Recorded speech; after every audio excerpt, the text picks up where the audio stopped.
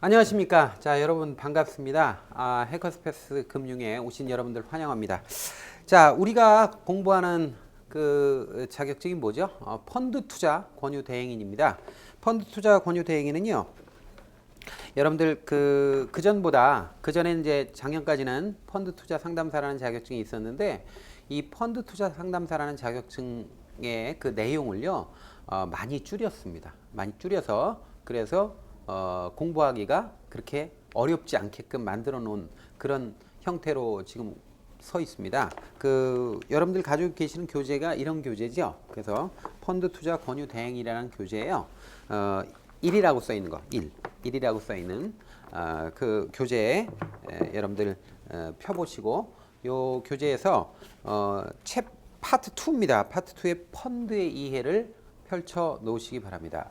첫 시간은 여기서부터 공부합니다. 왜냐하면 1과목의 1장이요. 첫 번째가 뭐냐면 펀드 신탁의 이해입니다. 그래서 이번 시간에 우리가 펀드의 이해부터 공부하도록 하겠습니다. 일단 펀드 신탁의 이해라고 하는 이 부분은요, 펀드하고 신탁 이 두 개를 이해한다, 뭐 그런 얘기가 되겠죠. 그런데 이 펀드 신탁의 이해는 전체적으로 이거 싸잡아 가지고요, 우리 책에서는 펀드의 이해, 신탁의 이해 이렇게 두 파트로 되어 있는데, 두 개를 쪼개놨는데요, 사실은 이걸 두 개를 합쳐서 15문제 나옵니다.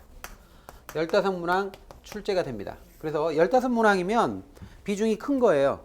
시험 전체 한번 세부 목차를 보시면, 시험 세부 목차 보시면 15문제 나오는 게 많지가 않습니다. 그래서 펀드 신탁의 이해가 있고, 그다음에 부동산 펀드인가요? 이게 15문제가 그럴 겁니다. 그러니까 이게 15문제씩 덩어리가 되어 있는 게 그렇게 작은 영역은 아니니까 조금 더 신중하게 하셔야 되겠다, 그런 생각이 들고요. 이 펀드 신탁의 이해는요, 물론 이해해야 되는 파트도 있지만 한 3분의 2 정도는 암기해야 되는, 이해보다는 암기가 더 중요한 파트가 3분의 2 정도 되고요. 그 다음에 3분의 1 정도는 우리가 이해하면서 수업을 잘 들으셔야 되는 그런 그 내용으로 구성되어 있습니다. 그러니까 여러분들이 제 수업을 잘 따라오시면서 수업을 들으시면 여기 그렇게 어렵지 않은 파트니까 여러분들이 잘 적응할 수 있을 거라고 생각합니다. 자, 일단 교재 170페이지부터 시작을 합니다. 170페이지. 근데 이제 170페이지 넘어가서 들어가기 전에 일단 169페이지죠. 그 펀드 이해라고 되어 있는 파트 2, 여기 큰 장이 있단 말이에요. 거기 왼쪽에 보면, 왼쪽 페이지에 보면 펀드 이해에 그 챕터가 있습니다. 그러니까 6개 챕터로 되어 있죠, 펀드 이해가. 그래서 6개 챕터를 한번 보겠습니다. 여기서 집합투자기구의 유형, 이게 첫 번째 챕터죠. 두 번째가 집합투자기구 종류, 그 다음에 세 번째가 특수한 형태의 집합투자기구, 그 다음에 네 번째가 실무적 분류에 따른 펀드의 구분, 그 다음에 다섯 번째가 부동산 펀드, 여섯 번째가 특별자산 펀드잖아요. 그러니까 6개의 장으로 되어 있어요. 장으로 되어 있는데, 여기서 특별히요, 집합투자기구라는 말이 나와요. 집합투자기구, 또는 줄여서 투자기구, 뭐 이렇게 얘기할 수도 있고 그런데요. 자, 집합투자기구는요, 여러분들 머릿속에서요, 이거 전부 다 펀드로 바꿔서 생각하세요. 펀드입니다. 집합투자기구는 펀드다, 이렇게 그냥 생각하세요. 그래서 저는 수업 시간에 펀드라고 얘기할 거예요. 펀드. 집합투자기구 그러면 너무 길어요. 그래서 저 문제 만드는 것도 그렇고 다 펀드로 바꿨어요. 그리고 시험에서도 펀드라는 말도 나오고 집합투자기구라는 표현도 나와가지고 막 섞어서 나와요. 섞어서 나오는데 그냥 우리 수업할 때 하나로 통일하시자고요. 집합투자기구 그럼 너무 기니까 그냥 펀드, 이렇게 그냥 머릿속으로 생각을 하세요. 집합투자기구라는 말이 나오면 이게 펀드구나, 이렇게 생각을 하시면 되겠고, 뭐 투자기구 해도 펀드입니다. 근데 어쨌든 요거 용어를 통일하시자고요.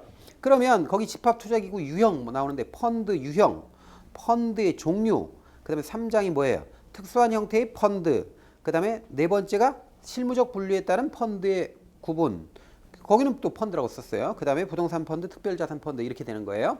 그런데 여기서 가장 중요한 파트가 어디냐, 이렇게 찝는다면 사실은 집합투자기구 펀드의 종류화라는 거, 2장이죠. 챕터 2, 2장하고요. 3장의 특수한 형태의 집합투자기구, 4장의 실무적 분류에 따른 펀드의 구분, 요 세 가지가 좀 중요합니다. 세 개의 장이 좀 중요한 편이에요. 왜냐하면 다른 데 부동산 펀드 같은 거는 우리가 3과목이 부동산 펀드예요. 그렇기 때문에 약간 맛을 배주는 정도고요. 이게 심도 있는 문제가 나오진 않아요. 그 다음에 특별자산 펀드는요, 좀 생소합니다. 많이 안 만들어지는 거예요. 그래서 그냥 구색으로 좀 문제를 낼 수 있어요. 난이도 이것도 깊지는 않아요. 사실 깊게 내려면 한없이 어렵게 낼 수 있습니다. 여기. 그런데 거기까지는 바라지 않는 것 같아요. 그래서 5장, 6장은 물론 내용 그렇게 쉬운 내용은 아니지만 그러니까 문제 출제되는 수준이 깊이 있게 내진 않아요. 그러나 2장, 3장, 4장은 나름대로 깊이가 있습니다. 그러니까 요거는 잘 좀 뜯어 보셔야 되겠다 그런 얘기예요. 그 다음에 집합투자기구 유형이라고 1장이죠. 챕터 1. 근데 이거는 법규랑 겹칩니다. 겹치는 내용이 꽤 많습니다. 그렇기 때문에 여러분들이 뭐 제가 담당하는 부분은 아니지만 자본시장법과 같은 금융 관련 법률 같은데 보면 펀드 얘기할 때 이 유형이 이게 거기도 나와요. 그래서 겹쳐 있는 영역이 있어요. 그래서 그걸 공부를 잘하면 여기서도 수월합니다. 그래서 여러분들이 좀 중점을 가지고 공부해야 될 파트를 제가 말씀을 드렸습니다. 자, 그러면 자, 이번 시간에 자, 170페이지로 넘기셔서요. 집합 투자기구 유형을 보겠습니다. 자, 유형을 보는데요. 딱 유형을 보면 펀드 유형 세 가지로 딱 일단 나눠야 됩니다. 펀드 유형이에요. 펀드 유형은요. 우리가 자본시장법에서 규정하는 바에 따라서 어떤 방식으로 어떻게 만드느냐에 따라서 법적 실체에 따라서요. 계약형이라는 게 있고요. 계약형이라는 게 있고요. 계약 형태로 만들 수도 있어요. 그 다음에 회사 형태로 만들 수 있어요. 회사 형태로. 그 다음에 조합 형태로 만들 수 있다 하는 거예요. 세 가지로 딱 나누셔야 돼요. 그러면 계약 형태로 만드는 게 뭐냐? 투자 신탁이라는 겁니다. 투자 신탁. 근데 이 신탁은 계약이거든요. 여러분들이 법률 공부를 해보신 분들도 계실지 모르겠는데 법률에 민법이라는 게 있어요. 민법이라는 게 있어요. 우리나라의 대한민국 민법이라는 게 있습니다. 민법은 이제 한자로 민법 이렇게 쓰고요. 영어로는 이게 헷갈릴까봐 이게 하는데 civil law라고 그래요. 그래서 이 민법이라는 건 국민을 규율하는, 백성을 규율하는 법 이런 뜻이 아니라 시민이라는 성격이 더 강해요. 시민이라는 평등한 개인과 개인이 수평적인 차별된 게 아니 차등하는 게 아니라 서로 평등한 관계에서 수평적인 관계에서 권리와 의무를 규율하는 법률이 민법이에요. 그런데 이 민법에는 다양한 형태의 계약 형태가 있는데 이 계약 중에 전형적인 계약이 있어요. 이 전형 계약이라고 하는데 전형적인 계약 중에 이 신탁이라는 계약이 있어요. 그 신탁은 사실상 계약이라고 이게 계약이니까 여러분들 투자 신탁 하면 아 이게 계약형이구나 이렇게 알아놓으셔야죠. 자, 그 다음에 회사 형태가 있는데 회사 형태는요 투자회사가 대표적입니다. 투자회사. 근데 이 투자회사는 주식회사 형태예요. 그래서 투자 주식회사 이런 말을 안 하고요 그냥 투자회사라고 그래요. 투자회사 하면 주식회사예요. 그러니까 투자 주식회사 이런 표현 안 써요. 그냥 투자회사 그러면 아 주식회사구나 이렇게 알아놓으시면 돼요. 그런데 투자 유한회사라는 게 있어요. 유한회사. 그 다음에 투자 합자회사라는 것도 있어요. 합자회사. 그런데 자본시장법이 처음에 제정될 때는 꼭 요게 없었는데 나중에 추가된 게 있어요. 그래서 투자 유한 책임회사라는 게 있어요. 투자 유한 책임회사. 회사라는 것도 규정돼 있습니다. 물론 이걸로 많이 만드는 건 아닌데 하여튼 이런 형태가 있단 말이에요. 그래서 회사 형태는 4개가 있어요. 그 다음에 조합 형태로는 2가지가 있어요. 그래서 뭐가 있냐면 투자 합자회사라는 게 있어요. 투자 합자회사. 투자 조합이 있는데 요즘엔 투자 합자 조합이라고 그래요. 합자 조합. 조합 형태니까. 그 다음에 투자 익명조합이라는 게 있어요. 그런데 여기 합자조합은 이거 빼버리고 그냥 투자조합 이렇게도 부릅니다. 민법상이 그냥 투자조합, 상법상의 익명조합 이렇게 얘기하는데 하여튼 이 2가지 형태가 있다 이 말이에요. 그러면 되게 복잡하네요. 복잡하죠? 복잡한데 여기서 시험에 주로 나오는 게 뭐냐 이거야. 우린 중요한 게 시험이니까. 시험에서는 이 투자신탁하고요. 투자회사가 주로 나옵니다. 그리고요. 우리가 펀드를 만들 때 어떤 형태로 만드느냐. 압도적으로 많은 형태가 이거예요. 압도적으로 많은 게. 그러니까 압도적으로 펀드를 만들 때 가장 일반적으로 만드는 형태가 계약 형태인 투자 신탁으로 만들어요. 투자 신탁으로 만들고요. 투자 회사 형태로 만드는 경우는 많지 않습니다. 이것도 많지 않습니다. 이건 뮤추얼 펀드라고 그래요, 보통. 투자 회사를 뮤추얼 펀드라고 미국 사람들이 이렇게 불러요. 뮤추얼 펀드라고 얘기하는데, 근데 이게 이 투자 신탁에 비하면 이게 적어요, 훨씬. 그래서 투자 신탁이 압도적으로 많이 만드는 형태다. 나머지는 아주 미미합니다, 이거. 미미하기 때문에 현실적으로 봤을 때는 이 투자 신탁과 투자 회사 요게 가장 중요해서 요거 비교하는 문제가 잘 나와요. 요거 비교하는 문제 잘 나오고요. 투자 신탁과 투자 회사의 특성 같은 것들 위주로 해서 공부를 하셔야 돼요. 물론 얘네들도 나옵니다. 가끔 물어봅니다. 물어보고 섞어서도 물어보고 그러는데 그런 것들은 그렇게 많이 나오는 건 아니에요. 물론 지금 이제 15문제씩이나 여기 펀드 신탁에 의해서 나오기 때문에 이쪽에서도 출제 가능성이 있지만 어쨌든 중요한 부분은 여기다. 이렇게 알아놓으시기 바랍니다. 자, 그러면 투자 신탁 한번 보시죠. 첫 번째가 나온 게 투자 신탁이에요. 투자 신탁 1절 한번 보겠습니다. 자, 본문 보죠. 투자 신탁이란 계약형 동그라미 집합 투자 기구. 집합 투자 기구가 뭐라고요? 펀드라고 그랬잖아요. 그래서 계약형 펀드로서 운용회사인 집합 투자업자와 수탁회사인 신탁업자가 투자 신탁 계약을 체결하죠. 계약을 체결하여 집합 투자 기구 펀드를 만들어 이를 금융위에 신고 및 등록하여 투자자에게 펀드의 집합투자 증권을 매각하고 그 자산을 투자 대상 자산에 투자하여 운용하는 대표적인 펀드이다. 저는 집합투자 기구를 그냥 펀드로 바꿔서 부르고 있습니다. 자, 그래서 그 밑에 줄에 보면 투자 신탁의 투자자가 판매회사를 통해 수익증권을 팔아요. 펀드를 파는 거예요. 팔고 그 매수된 자금은 판매회사를 경우에서 신탁업자에게 납입되고 그리고 납입된 자산을 집합투자업자가 신탁업자에 지시하여 투자 대상에 투자하게 되고요. 그 여기서 투자자가 매수한 수익증권은 예탁결제원에 집중예탁합니다. 여기 집중예탁에 동그라미 치세요. 집중예탁해요. 그러니까 수익증권 자체를 고객이 갖는 게 아니에요. 고객이 갖는 게 아니라 그 수익증권은 예탁결제원에 예탁이 돼요. 집중적으로 관리가 되는 거고 거기에 이제 예탁이 되는 거고 실제로 투자자가 갖는 거는 내가 펀드에 돈을 투자했는데 그걸 어떻게 알지? 그건 통장 형태로 줘요. 통장 형태. 통장의 좌수가 찍히죠. 몇 좌 해가지고. 대신 투자자는 판매회사로부터 수익증권 통장을 받습니다. 통장을 받아 관리의 편리성을 도모하고 있다라는 거예요. 여기까지 좀 알아놓으시는데 여기서 등장인물 나왔죠. 등장인물. 집합투자업자가 있어요. 집합투자업자가 있는데 이 집합투자업자는 펀드를 설정하고 설립하는 주체예요. 그리고 운용하는 주체예요. 펀드를 설정 또는 설립하거나 실제로 설립하거나 또는 운용하는 자산 운용하는 이런 주체예요. 가장 중요한 게 집합투자업자예요. 근데 집합투자업자하고 신탁업자가 만나서 신탁계약을 체결하죠. 그래서 신탁업자가 있는데 이 신탁업자는 대개 은행이 합니다. 은행 증권사가 신탁업도 하거든요. 이 집합투자업자는 그냥 펀드 만드는 펀드예요, 그냥 여기가. 그래서 요 집합투자업자하고 신탁계약을 체결하죠. 계약을 체결한 다음에 요걸 가지고 요 수익증권을 발행해가지고 얘는 판매회사 있죠. 판매회사 은행 같은 데서 팔아요. 판매업자. 여러분들 펀드를 파는 데가 어디죠? 여러분들이 펀드 가입하고 싶다 그러면 어디 가서 펀드 들어요? 은행 같은 데 가잖아요. 은행 가면 직원이 뭐 전단지 같은 거 이렇게 투자 설명서라고 그러죠. 요거 보여주면서 이렇게 설명해 주고 그러잖아요. 그게 판매회사예요. 은행이.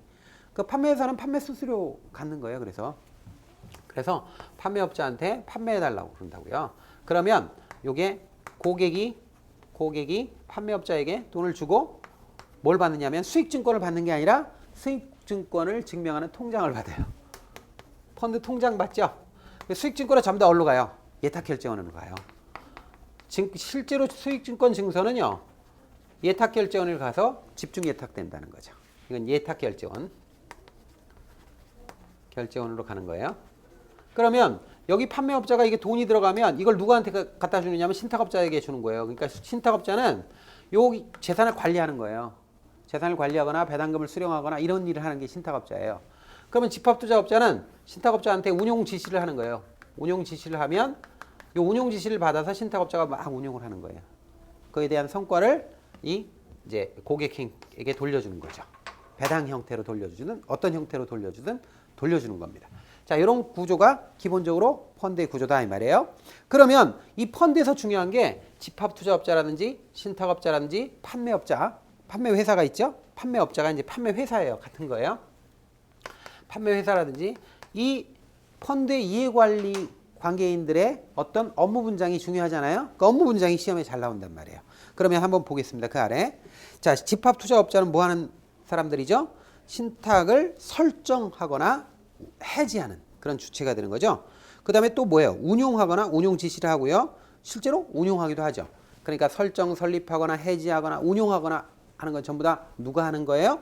집합투자업자예요. 그러니까 설정, 해지, 운용 이런 말 나오면 요거 집합투자업자다 이렇게 알아놓으시면 되죠.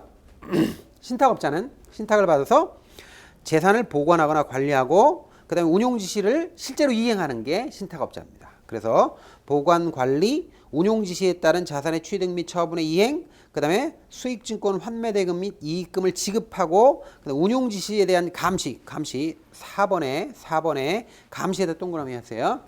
신탁업자는요. 집합투자업자가 운용 지시할 때 이 운용 지시가 정당한 건지 이게 부당한 건지를 감시합니다. 이게 굉장히 중요한 업무 중에 하나예요. 그래서 신탁업자가 집합투자업자를 감시합니다. 이거 의외일 수 있어요, 여러분들. 그래서 시험에 그 전에 잘 나왔어요. 집합투자업자에 대한 감시 그러면 틀린 것 같거든요. 근데 신탁업자가 감시합니다. 자, 그 다음에 뭐 이자 배당 수익금 임대료를 수령하고 그 다음에 신주를 수령하고 상환금을 수입을 받고 그 다음에 여유자금 운용이자를 수입 이게 받는 거죠. 이런 것들을 하는 게 신탁업자입니다. 그래서 신탁업자는 사실상 자산을 운용 지시를 받아서 관리하고 그 다음에 배당금 수령, 이자의 수령, 수익금의 수령, 그 다음에 환매금을 지급하거나 투자자에게 어떤 이익금을 주거나 이런 것들 전부 다 하는 거죠. 자, 판매회사는요. 판매 업무와 환매 업무를 한다 이렇게 알아놓으시면 돼요. 그래서 수익증권 또는 집합투자증권을 판매하거나 환매하는 역할을 한다 이렇게 알아놓으시면 되겠습니다. 그래서 그거 물어보는 경우가 꽤 있습니다. 자, 그러면 펀드를 만들 때 반드시 신탁계약이라는 걸 한다 이 말이에요. 투자신탁의 경우에. 그런데 이 투자신탁계약이라는 것, 이 계약, 신탁계약이 사정에 따라서 세월이 가고 그러면 변경될 수도 있죠. 그러면 신탁계약을 어떻게 변경하느냐 하는 거 이런 것들을 알아야 되는데 일단 기본적으로 변경을 하게 되면 변화하게 되면 변경계약을 체결해야 됩니다. 그것 자체도 계약을 체결해야 됩니다. 그래서 첫 번째 줄에 변경계약을 체결해야 된다 하는 거고요. 이 신탁계약을 변경할 때 그 변경되는 사항이 굉장히 중요한 사항이다. 그러면 반드시 이 고객들의 모임인 수익자 총회라는 게 있어요. 고객을 수익자라고 하거든요. 수익자 총회라는 게 있는데 이 수익자 총회의 어떤 결의를 꼭 필요한 게 있어요. 결의가 꼭 필요한 게. 의결을 해야 되는 게 있단 말이죠. 결의를 해야 되는 사항이 있단 말이죠. 그게 이제 그 아래에 있는 겁니다. 거기서. 그래서 수익자 총회의 결의가 필요한 사항 한번 보세요. 1번 뭐 집합투자업자나 신탁업자들이 받는 보수나 수수료의 인상 사항. 그 인상에 대해서는 수익자 총회의 결의를 받아야 돼요. 결의를 거쳐야 돼요. 근데 문제는 인하하는 거는요. 결의 안 해도 됩니다. 이건 수익자들을 위해서 하는 거니까 수수료 깎아주고 보수 깎아주는 거는 결의 안 해도 돼요. 근데 수수료나 보수를 높이는 거는 수익자 총회의 의결을 받아야 돼요. 결의 받아야 돼요. 자, 그 다음에요.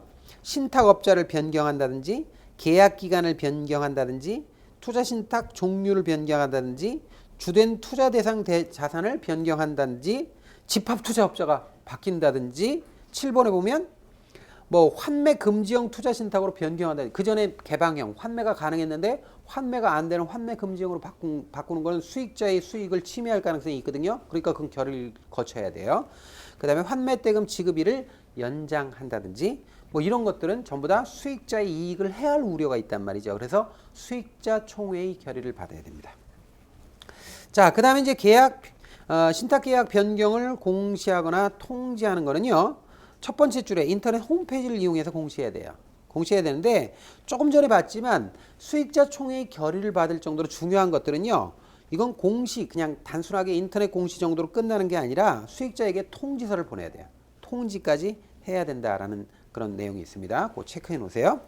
자, 그러면 굉장히 중요한 게 이 수익자 총회라는 건데 이 수익자 총회가 뭐 하는 데냐 하는 것들을 살펴봐야 되는데 이 수익자 총회의 첫 번째 알아야 될 게 과거에 꽤 많이 나왔어요. 이게 뭐냐면 누가 수익자 총회를 소집할 수 있느냐 소집권자가 중요합니다. 소집권자. 누가 이 수익자 총회를 열 수 있느냐 하는 거죠. 그러면 첫 번째 줄에 보세요. 자, 첫 번째가 집합투자업자가 소집합니다. 집합투자업자가 소집한다는 거예요. 첫 번째. 그런데 집합투자업자가 소집을 안 해. 그러면 꼭 소집해야겠어. 그러면 누가 소집할 수 있느냐? 그 밑에 줄에 보면 집합투자증권의 5% 이상, 5%에다 동그라미 하세요. 5%. 5%에다 동그라미 하세요. 5% 이상 소유한 수익자 요구. 이 경우에 수익자 총회를 열 수 있습니다. 근데 이 5%를 10% 이런 식으로 바꿔요. 그러니까 조심하셔야 돼요. 그 다음에 세 번째가 뭐냐면 신탁업자의 요구예요. 자, 그러면 순서. 자, 집합투자업자가 있죠? 첫 번째. 두 번째는 5% 이상 소유한 수익자 있죠?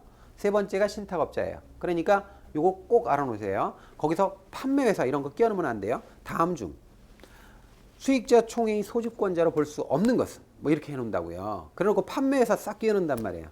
아니면 다른 것들 끼워넣어요. 그러면 넘어가기 쉬우니까 조심하셔야 됩니다. 자, 그 다음에 결의를 할 때 결의는 어떻게 하는 거죠? 다음 단락에 출석한 수익자 의결권 과반수와 발행된 수익증권 총좌수의 4분의 1 이상이 찬성이에요. 여기까지 밑줄 쳐놓고요. 나머지는 쭉 한번 읽어보시면 됩니다. 왜냐하면 법규하고 겹치는 것도 있습니다.